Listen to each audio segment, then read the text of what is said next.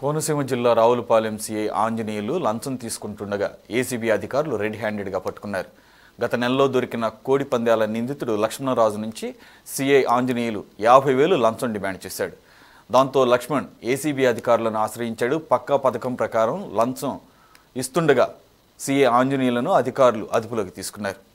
ఆయనపై శాఖాపరమైన చర్యలు తీసుకోవాలని ఆదేశించారు.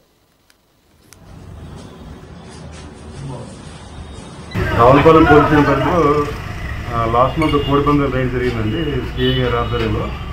ఆ కేసులో ఎక్యూజ్ అయినటువంటి కుచ్చిలపాటి లక్ష్మణరాజు అని చెప్పి ఆ స్థల యజమాని ఆయనకి ఈ కేసులో హెల్ప్ చేయడానికి, అలాగే ఫర్దర్గా షీట్ అది ఓపెన్ చేయకుండా ఉండడానికి 50,000 డిమాండ్ చేశారండి. ఆ డిమాండ్ మేరకు ఇవాళ ఆయన డబ్బులు పట్టుకుని ఇవ్వడం. ఆ సమయంలో రాజమండ్రి నుంచి డిఎస్పీ శ్రీహర్ రాజు మా ఇన్స్పెక్టర్ ద్వాసకృష్ణ గారు, శ్రీనివాసరావు గారు టీము రెడీ హ్యాండ్గా పట్టుకోవడం జరిగింది.